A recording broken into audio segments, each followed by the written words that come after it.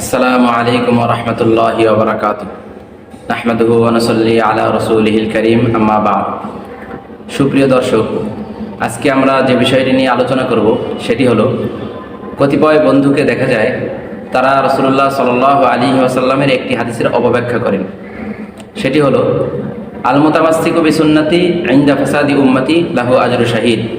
এই হাদিসের মধ্যে হুজুর আলাইহিস সালাতু ওয়াস সালাম বর্ণনা করেন, ফতনা ফেসাদের জামানায় আমার সুন্নাতকে যে ব্যক্তি আঁকড়ে ধরবে সে একজন শহীদের সওয়াব পাবে।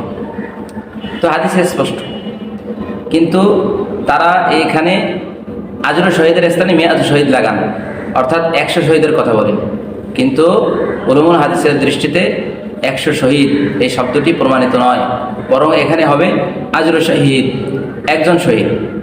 আরেকটি ভুল তারা যেটা করে থাকেন সেটি হলো, তারা এখানে একটি সুন্নাত পালন করার ক্ষেত্রে শহীদের সওয়াবের কথা বলে থাকেন, অথচ হাদিসের মধ্যে লক্ষ্য করলে দেখা যায় এখানে একটি সুন্নাতের কথা বলা হয় নাই, বরং রাসূলুল্লাহ সাল্লাল্লাহু আলাইহি ওয়াসাল্লামের পুরা জিন্দেগির উপরে যে আমল করবে ফিতনা ফাসাদের জামানায়, সেই মূলত এই শহীদের সওয়াব পাবে।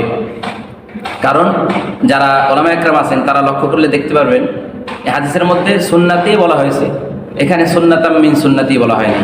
সুন্নাতাম মিন সুন্নাতি মানে আমার সুন্নাতের একটি সুন্নাত, আর সুন্নাতি মানে আমার সুন্নাত, অর্থাৎ পুরা জিন্দেগি, অর্থাৎ রাসূলুল্লাহ সাল্লাল্লাহু আলাইহি ওয়াসাল্লামের ফরজ জিন্দেগি, ওয়াজিব জিন্দেগি, অর্থাৎ তার যত ফরজ আমল আছে সবগুলোর উপরে আমল করতে হবে, ওয়াজিব আমল আছে সবগুলোর উপরে আমল করতে হবে, ইত্যাদি ইত্যাদি।